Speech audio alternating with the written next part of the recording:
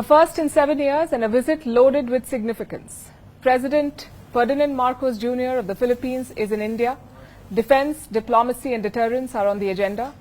Mr. President, welcome to India and thank you for joining us here. Thank you very much for having me, and I'm very, very happy to be here and be with you in India. It's your first visit to the country as head of state. How's it going? How's it been so far? It has been remarkably productive, actually, because the very openness and the willingness from both sides, for that matter, to really try to find areas of commonality, areas that we can develop in every aspect of a relationship between two states. And so that has made it easier for us in our discussions to actually find ways and see what can be done between two countries and how we should move forward. So yes, I must say it's been very, very productive. In your view, do you think that this visit marks a reset from a historical friendship to a strategic alignment? Well, maybe not a reset, but there may be a added impetus to working towards strengthening and deepening the relationship between India and the Philippines. And when I speak about strengthening and deepening the relationship, we have a solid people-to-people relationship going back centuries. But now we are talking about all kinds of we're talking about trade, we're talking about specific industries, sectors, both in the public sector and the private sector.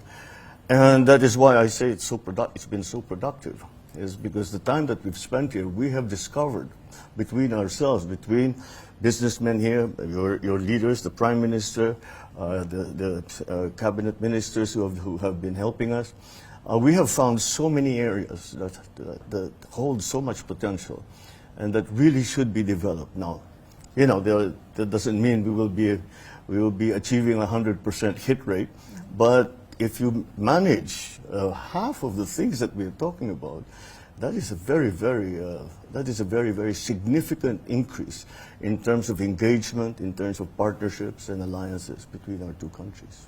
It's good to see your optimism. What, according to you, is the biggest takeaway? Well, first of all, the very biggest takeaway and the primary reason why I'm here is the strategic partnership that we have finalized and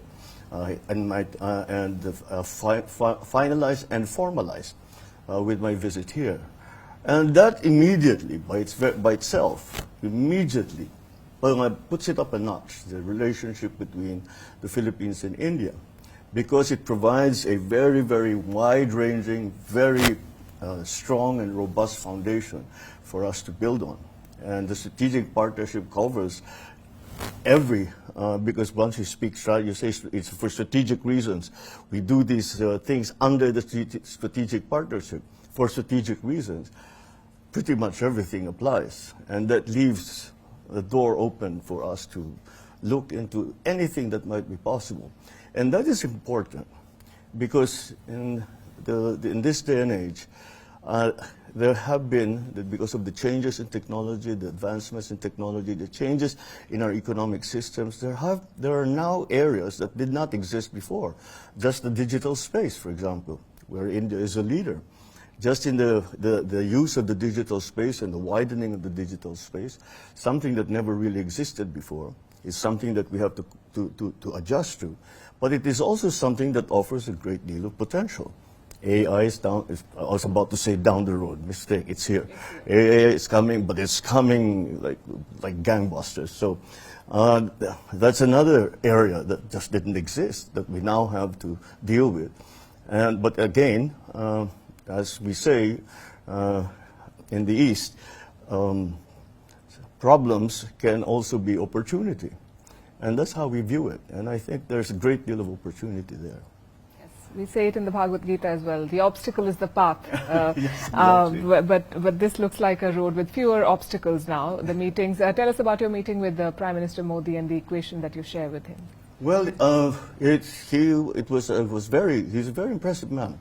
And I think we were able to cover so many subjects, we covered a great deal of ground, and not superficially either. We spoke in relatively much detail. Generally, at these very quick meetings, hour-long meetings, you don't get to talk about. You talk about a great many things, but you don't really get to the nitty-gritty of the problem and how it applies to your two countries. We managed to do that, and that's why I keep saying that it's been so productive. And to get a sense of where he would like to take India, and for him to get a sense of where I think the Philippines is headed, and to put that together and to see how that can work for the both of us, both for India and for the Philippines. And we made a great deal of progress in that respect. We have the work is nowhere near finished. I see this as a beginning, as a new phase in the relationship between India and the Philippines. And so, not so much a reset, but maybe a more dare I say it, aggressive approach to that relationship in every aspect that is possible. And we did a great deal of discussing about many subjects.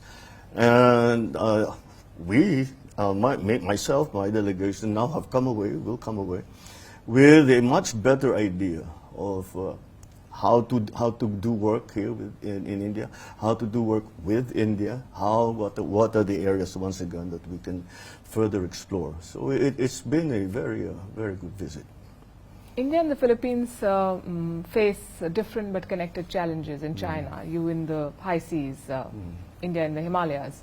Do you think that's one factor that is bringing the two sides together? Inevitably, it is, but we are forming here.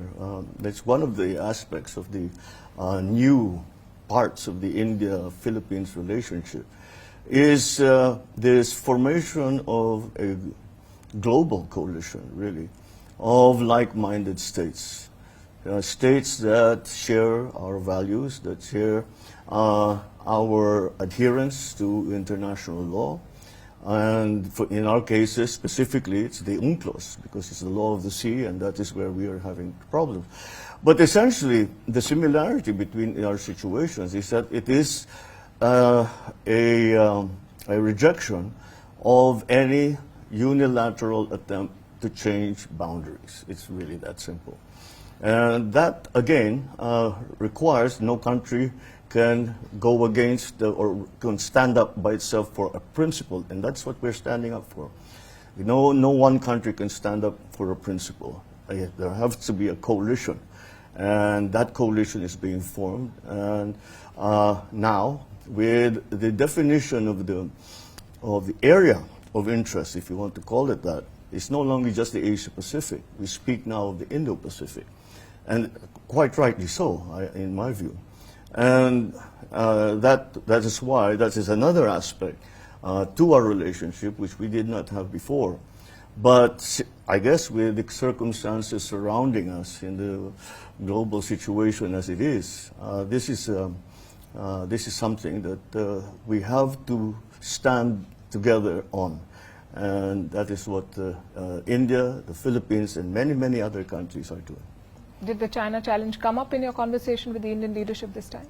Yes, but very tangentially, because we are not here to bemoan whatever it is that China is doing, but really to again form that coalition. We are not against anyone.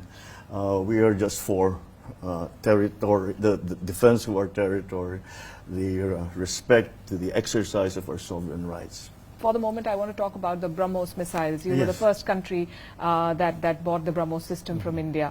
What's next? Is it fighter jets from India? Is it naval systems? Are more purchases on the cards? Well, everything's on the table right now. As you may know, the Philippines is in the midst of a modernization of our military. And so we are looking to see what's the most suitable for our defensive needs. Let me be clear, though. We are not girding up for war. We are simply reacting to the challenges that we are facing. Those challenges, those tensions have increased in the past years. And so this is just the reaction to that, and we have to do it. It is our duty to defend the country. So in so doing, we have a schedule of procurement of military equipment, but then equally importantly is the exercises that we do together, the cross-training that we do together. When I left Manila a couple of days ago, 4 Indian vessels were actually in the South China Sea. One of them was a research vessel that was in Manila, that was in the Philippines, and 3 Indian vessels were conducting exercises with the Philippine Navy. So that kind of exercise is important. So again, to be able to be interoperable, in a purely technical sense, with our allies, then we have to upgrade our equipment to a standard that is interoperable. And that's what we are learning and what it is that we need. And so that's why we're not taking anything off the table. We're keeping all our options open. So that's where we stand right now. We're continuing to see I've spoken to the officers and men who operate the Brahmo system, and they say we need more. So their experience of it, thank God, it has never been used. But from the demonstrations that they've seen, from the training that they've received both in India and in the Philippines, the practice runs that they've done, they seem terribly confident in the equipment, and I think that we are in the process of actually procuring more. So again, whatever else, the Indian defense industry has been growing very rapidly, and their technology is second to none. So that's always an option for us. Did you follow Operation Sindur? I'm sorry. Operation Sindur, the military. Yes. Well, they send me the reports. I'm unable to. They send me the reports, and again, what it showed to me, what was made very clear is how complicated these things have to be. Apparently, just to send up a helicopter, takes like an hour of preparation. I mean, of radio contact and clearances and all this, that, and that thing. A week of planning, and so that just brings again home how important it is to train together, to conduct these exercises together. And beyond the technical expertise that we gain from such exercises, it is also important as it sends a message to the world that us, the like-minded states, are together and are working together, and we are here to maintain the peace, to maintain the stability in the global order, so as not to cause any problems for anyone, anywhere in the world. And that's a powerful message, and it needs to be said, it needs to be made. And this is part of the way we make that message known to the rest of the world. Mr. President, India was involved in a military conflict with Pakistan for a few days earlier this summer, and the Brahmos missiles were used, and they evaded Chinese defense systems and struck Pakistani bases. Were you and your team impressed by their performance? Oh yes, they immediately contacted their counterparts here in India and said what happened, and they're chatting and trying to really analyze how it went, what the changes in down to that level, what changes in procedure they think that they should initiate, all of this. But with the performance, there's no question that the system did very well. So are you confident then that Indian systems and Indian weapons can not just stand up to but defeat Chinese weapons in an actual conflict? Well, we don't look at it that way. We look at it if they are able to defend the Philippines, and I think they will. I think they're very good pieces of equipment. We have learned we have trained to be able to use them for maximum effect. Should the time come, God forbid, But as a missile system, they fill the bill, as it were. Are there any particular weapon systems that you're now interested in beyond the Brahmos from India? Maybe let me step away from that question, because these are operational details, and I'm very hesitant to talk about those things. Sure. You're saying that you're ramping up and modernizing your country's Yes. defense forces, and 80% of weapons procurements are from the US, South Korea, and Israel. Do you think going forward, India could be a primary supplier of weapons to Manila? I have no doubt. I have no doubt that we. Well, it's like any market. The quality and the price are the determinant factors. And I said again, Indian equipment has that quality, and you are very competitive on pricing. So, and then it's not just, it's not like you're buying something off a shelf. Yeah. It's an entire financial package that you talk about, and that has political and strategic repercussions. So those are all part of the equation. But again, that by no means does that disqualify anything that's coming from India. Right. You mentioned the joint naval drills, the first of its kind between India and the Philippines in the South China Sea, parts of which are contested.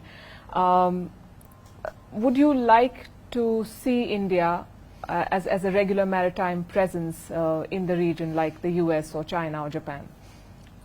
In my view, in the past year, shall we say, India has been a very significant and almost constant presence in the South China Sea. It is actually quite easily discernible, the ramping up of involvement of India in my part of the world. And it's a good thing, as I said, because it has to be, it shows to the world that we are very concerned about the peace, the security, the stability of the South China Sea, not only for ourselves, but also because the South China Sea, about 60% of world commerce goes through there. And so if there's any trouble, that will affect the commerce in the rest of in the whole world.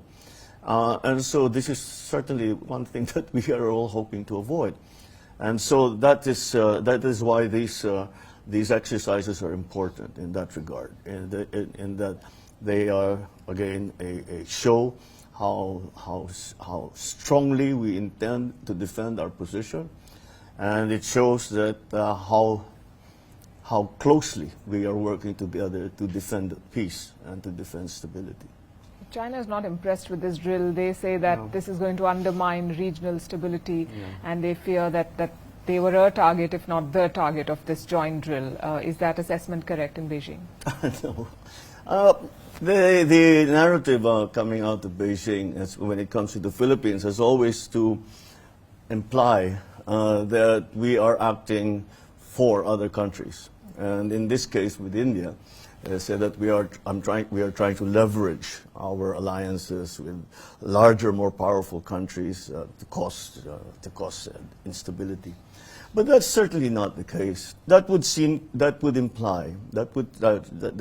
subtext to that was that we do not have our own agency, that we are just bystanders that being told what to do. And that certainly is not the case.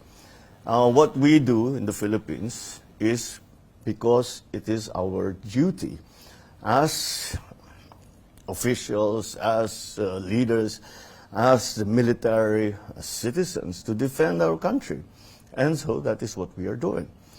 Now, friends like India, friends like the United States, like Australia, like South Korea, like Japan, who are also feeling that they must defend their own territory and sovereignty, should join forces, are joining forces. And who are we to turn down such assistance and such help?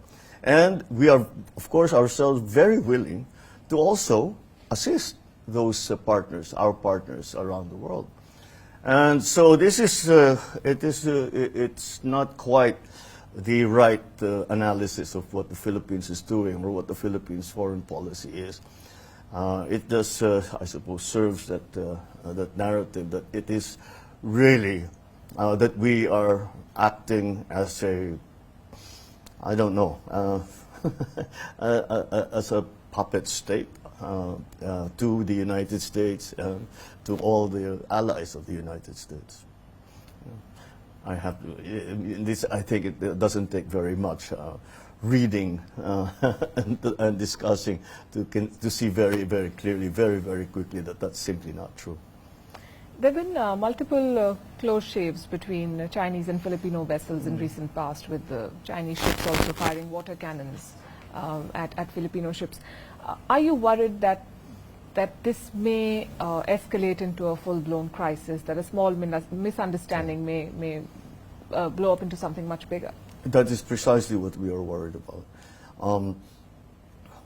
The likelihood of a full-blown out war of one side or the other saying, okay, I'm going to war tomorrow, is very, very small. No one, I don't think, no one involved, any of these parties that we just spoke about, no one wants to go to war. However, and this is again, that's what I said, that's why it's so important for us to be interoperable with our allies, is you can make a mistake. Some guy pushes the wrong button. You know, the navigation goes wrong, and a mistake, a misunderstanding and a mistake. And that could just blow out of proportion. People start to overreact, and before you know it, it's a shooting war, and that is what we want to avoid. So a very important part of avoiding that is, well, as I mentioned, very, very good communications within our alliances, but also very good communications, open communication lines with everyone involved. So that if there is a problem, if there is a report, for example, that our troops are shooting at one another, that you can pick up the phone and say, I am about to tell my people to back down. Please tell yours to back down. We don't want this. This is just a misunderstanding. So we keep that. We must have that line open. We have to have that hotline. And we do. And we maintain it, and we make sure that it is useful. So it's not like the classic concept of actual telephone.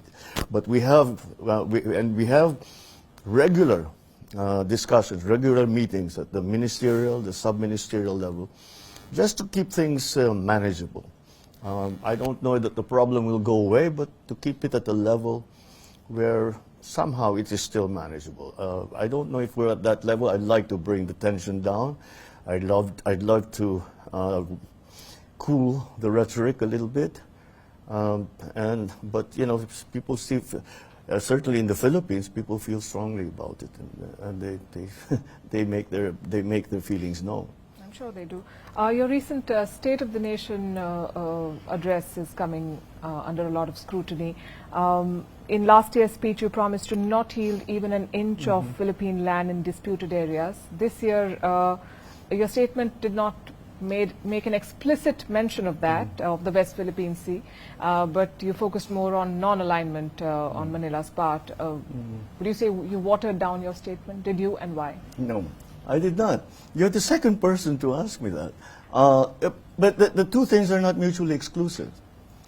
You can defend your sovereignty, you can defend your territory, you can do all of that, you can modernize your military, and at the same time, you can continue to be a friend to all and an enemy of none. So that there is no misunderstanding. Let me say it again: the Philippines will not cede 1 square inch of our territory. We will not give up the exercise of our sovereign rights, ever. I hope that's clear. Absolutely. I think this is a clear message to your critics and to your followers, who I'm sure are relieved to hear this. You're a treaty ally of the United States, and an important part of that treaty is mutual defense. You were also in Washington recently, and you had a conversation with the new president, Donald Trump. Are you convinced that if the Philippines faced a security challenge, the US under Mr. Trump would come to your defense? I am. Because the assurances that we have been receiving in those terms from the new administration before I went there, and when I went there, and since that visit, I've been very, very strong from the Secretary of State, from the Secretary of Defense, Secretary of State Mark Rubio, Secretary of Defense Pete Hegseth, and all the other officials. That the policy on the Philippines does not change, and that we use the term, we refer to the term ironclad, and we have to remember, as I mentioned when I was in Washington, that the term ironclad, as it relates to the relationship between the U.S. and the Philippines, was actually coined by Mr. Trump in his first term, and when he was asked about the Philippines. And I sincerely believe that is constant, that has remained constant. And I'm not surprised, because we really have had a very, very long history together with the United States. It's been over 100 years in various forms. We're a member of the American Commonwealth. We've given liberation, still for a very, very long time, we had parity rights with American citizens.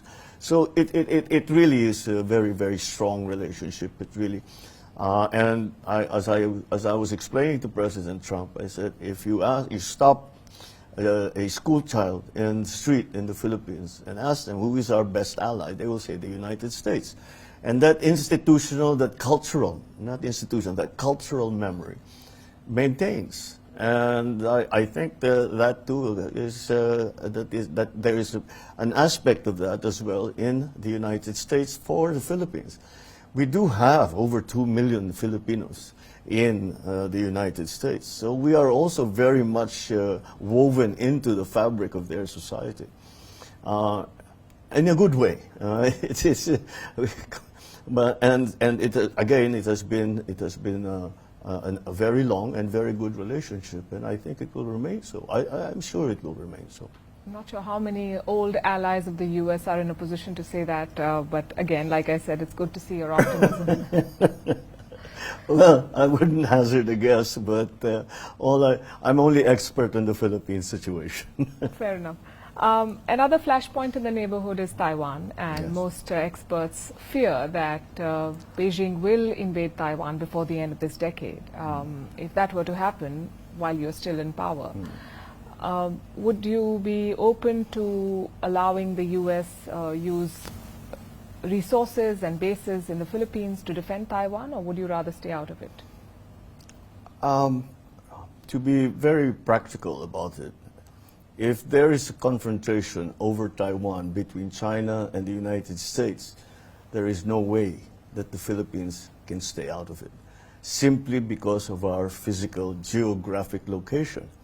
To understand how close Taiwan is to the Philippines, the large city of Kaohsiung in Taiwan is a 40-minute flight away from the capital of my province in northern Philippines, in Lawag.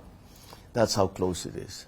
And so if you think about it, if there is an all-out war, then we will be drawn into it. And I assure you with the greatest hesitation, but we will have to defend our territory and our sovereignty. Furthermore, there are many, many Filipino nationals in Taiwan, and that would be immediately a humanitarian problem, because we will have to get involved, because we will have to go in there or find a way to go in there and to bring our people home, as we do whenever they find themselves in areas of conflict. And that, for me, would be the most considerable concern for us, at least in the early days. And so that's why I say we would immediately mobilize everything that we could to bring our people out. And that's not an easy thing to do, considering that you are in the middle of a combat zone. So it would not be a small problem by any means.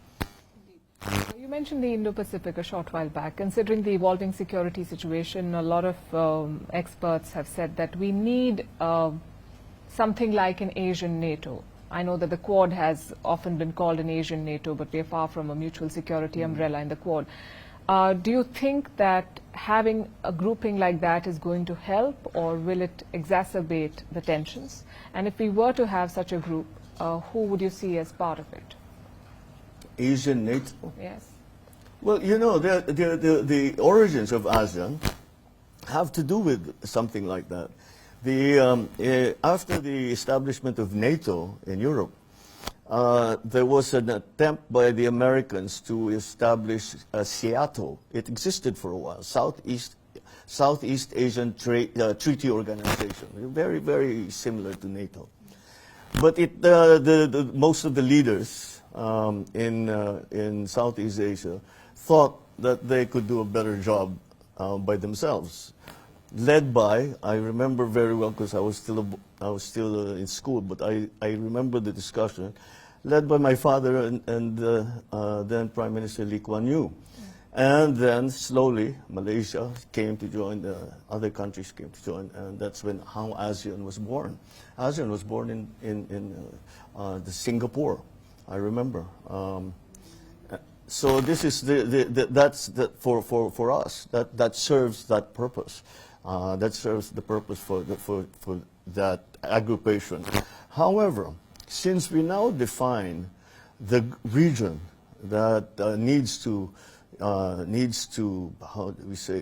work together as Indo-Pacific, then ASEAN may be no longer enough. Maybe there has to be more. But even if you watch ASEAN has involved more and more countries every time that we have our summits. And we have ASEAN, we have the ASEAN, we have the APEC, we have the ASEAN Plus, we have the ASEAN Plus Gulf countries, we have the ASEAN Plus China. And so it's evolving that way, and it's evolving. So although they are not members, and we just we're about to welcome Timor-Leste as a full member from observer status. But although they're not members, they're very, very much part of the discussion now. And I think that's absolutely the right way, the right direction to go, because these forces of instability that we have just been suffering. Number one, we still are, for all intents and purposes, still suffering some of the ravages of COVID. So there is that. So and then the wars all around the world, and then now the impending trade war. These are all global instabilities. These are all hugely global forces, and therefore needs a global solution, which cannot again be provided by one country or even a small group of countries. It has to be brought. That stability can only be defended by a coalition, again, of states, of like-minded communities that are working together to maintain the peace. Right. The trade war is making a lot of headlines in India. Donald Trump's tariffs have triggered a strong backlash here. Did any of that come up in your conversations with the Indian leadership on the trade churn? The backlash to the 25% tariffs that Washington has imposed on us and the threat of secondary tariffs? Well, our situation was a little different. We started off at 17%, and then about a week before we went to Washington, it became 20. And so we went and we tried to negotiate, and we managed to claw back 1%. But that's where it stands right now, and it's just something that we will have to adjust to. And the effects, certainly, the effects on our economies are all about the same. The United States is a very large trading partner of the Philippines in terms of the Philippine imports and exports. And so there will be an effect. And I've asked all our best economists to model it, and to see, give me some kind of idea what the effect will be. Before we went to the United States, they said, what each percent that we can win back from that 20, what will be the effect to the economy in terms of growth, in terms of inflation, in terms of job creation, all the usual economic tests. And no one can quite quantify it. They say, well, it'll go in this direction, it'll go in that direction, but you cannot. This has never happened before. Yeah. So the entire world economy is going to have to readjust itself, reinvent itself in many ways. Because even just as a thought experiment, if everything went back to what it was before the tariff schedules were set by the United States, the world economies are not going back to where they were. We will have adjusted now to a different place. Now, where is that place? And that's what all of us leaders are trying to determine. What is the best place to take our country so that we are positioned to be able to be resilient in the face of any such, well, now we're talking in the face of war, in the face of a pandemic, in the face of trade war, all of this. And that, again, that is why these coalitions that I keep talking about are very, very important. When it comes to the economy, uncertainty is the worst enemy. I would rather, as an economist or even as a businessman, you tell me that business is going to be bad for the next year, I can plan. But if you tell me I don't know what's going to happen, what do I do then? And the tendency is to play it safe, to watch and wait. And that's more or less what's happening. So what's your advice to countries that are still hoping to get a deal with the U.S.? The best advice, the best advice I got was negotiate hard, but just do your best. Mm-hmm. Just do your best. Be smart about it. I guess it brings us back to that lesson we learned from pandemic, the lesson we learned from trade war, the lesson we learned from the war. We now need to be agile. Our economies need to be agile. We need to be able to adjust very quickly. That action came about because of technology moving so quickly. But now it also applies with geopolitics moving so quickly, with the trade structure moving so quickly. And so that's how we are structuring our economies to be strong, robust, but agile. And it seems to be the most important quality right now. There's the BRICS group Yes. that the U.S. president is not a fan of, evidently, but it is expanding, and now it has 10 members. Yeah. And earlier this year, a senator in the Philippines said that Manila should join the BRICS. Yeah. Would you want to join the BRICS? I think I'd certainly be open to it. I haven't given it a lot of thought. We'd have to certainly we'd look into it, but it provides us more options. It would help to provide more options. Maybe it's something that we don't necessarily are looking for right now, but I don't know. We've not really thought about it. We've been too concerned looking internally how to make the economy work, how to bring growth, how to create jobs and all that. So, well, it's a thought. Now that you mention it, we'll have a discussion about it. And I'll come back to you with the same question in the next conversation, maybe. As we speak, India and China are also working to take their relationship to a more, workable dynamic. We are giving tourist visas. Joint ventures are being cleared between companies. As a country that faces similar challenges vis-a-vis China, do you think this is the right approach? What would your advice to New Delhi be? Can China still be trusted, or do we still have to work with them irrespective? Well, China can be trusted in the sense that it is very clear. China is not shy about saying that what they are intending to do, what are their aspirations. And so they can be trusted in that sense. They can certainly be trusted because they will work for that direction, in that direction. But for the Philippines, for example, to use our own experience, our experience has been that this is not something that's going to go away tomorrow, and it's very, very problematic. But I think India and the Philippines have approached it in a similar way. Aside from the 10-dash line of China and how it actually comes into the EEZ of the Philippines and all, apart from that, our dealings with China are quite nice, quite smooth. But that's that part of it. And India, I think, is doing the same thing. Because your business, the commercial dealings, the import-export that's coming, the trade that's going in and out of China, is still continuing, except for the area where there is conflict. And what I always tell my Chinese friends is that let us not allow that part to define our relationship. We should define our relationship in other things, our cultural ties, our social ties, our economic ties, our historical ties, etc., etc. Then, unfortunately, modern world has brought us here, and there is this now. We will just have to deal with it. But again, I've been saying this for years.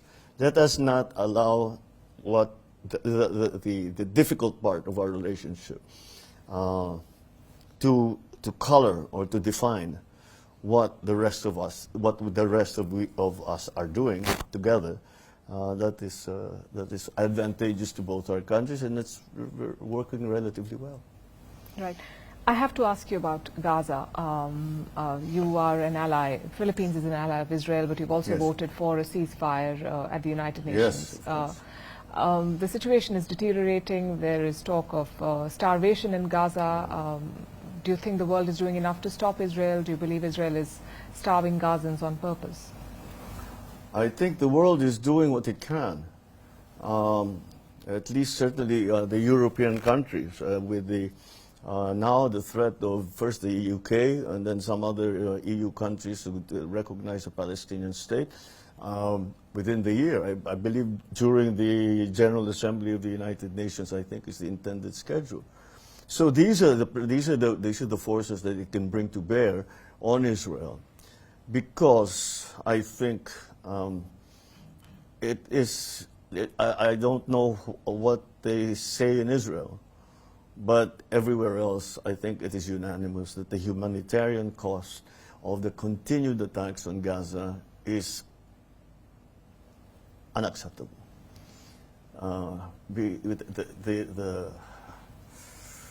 The death, the destruction, and now the starvation that is occurring there they should not be happening in this day and age. We should not allow this. But what can one do? Unless we go in there and forcibly, nobody wants to do that either. So it is a very, very difficult situation. And it is really, I was watching the news earlier, and President Trump said it's up to Israel. And yes, he's right. It's up to Israel. Israel has to decide to allow humanitarian aid to come in. It has to be them to decide.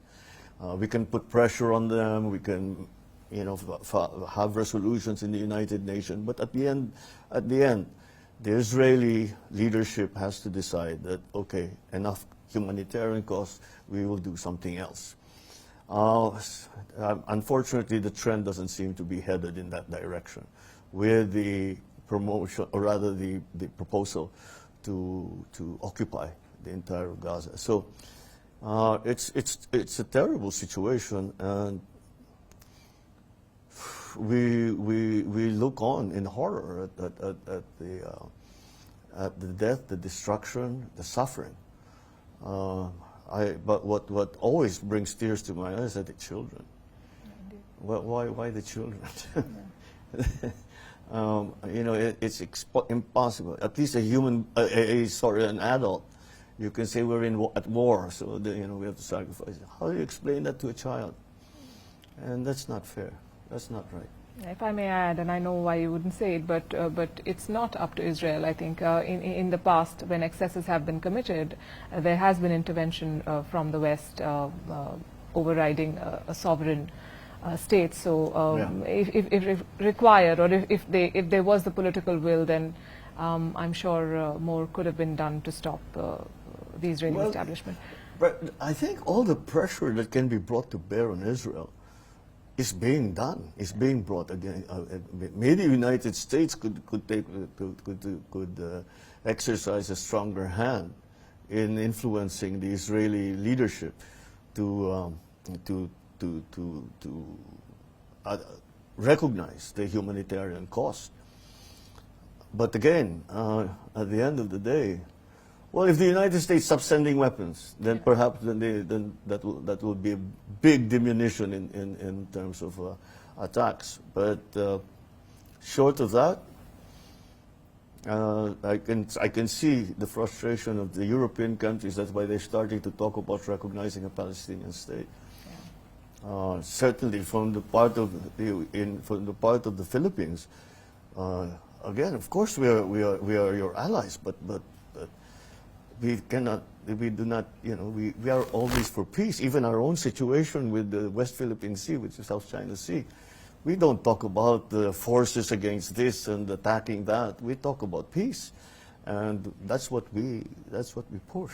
And that is the same attitude that we take in the war in Ukraine. Yeah. Is that we are allies to both Ukraine and Russia, but we really would wish the fighting would stop, because again, when you watch the videos that are coming out of Ukraine, it looks like World War II. And I thought, this is 2025. I thought humanity had learned its lesson already. Yeah. Unfortunately, I was wrong. Yes. In a lot of ways, the position is very similar to that of India's. Mm-hmm. I believe we have very little time left, but like I said, that Philippines is a big country for us. For Firstpost, I mean, we have a relationship of third biggest in terms of viewership and subscription after India and the US. Yeah. So for the domestic audience, if I could ask you about your relationship with the Vice President, Sara Duterte. I know you've refused to comment on the impeachment process, so let me ask you point blank, do you support the removal? I've not refused to comment on the impeachment process. I've just said, I've made it very clear that the executive, the President, has very little role to play in that process. So we are, of course, very interested parties, very interested observers, but it doesn't go beyond that. Well, I think that the political heat, all the noise is toned down, and we are because that was on the build-up to the last election in May. There was what we call the midterm elections. It's the president and the vice president are not candidates because we have a 6-year term. Everyone else, more or less, has a 3-year term. The senators. 12-12, that's how we elect them. So it was a build-up to the election. So the political heat, the political noise, the political rhetoric, of course, rose accordingly. But the election is done. It was conducted very well. There was of course, there were still problems, but as a rule, I would venture to say that it was the most peaceful, most transparent election we've had in recent history, in my memory, anyway. And so, so now, since then, since everything has been decided, the electoral protests, for the most part, have been decided. And so, peace once again reigns. The charge against her to hatch an assassination plot, you worked with her. Do you think she's capable of something like that? Oh. I don't know. But I'm really not in a position to say what that's about, but you have to be careful. Yeah. But then in my position, there always is some kind of threat, and we take them all very seriously. Very well put. Thank you very much, Mr. President, for your time and for your candor. You've taken all the questions, and you said that we are in an age of uncertainty. So I think at this stage, I think the world needs leaders who can balance allies, adversaries, and domestic expectations, leaders like you. Thank you very much for your time. I fully agree with you. Thank you very much.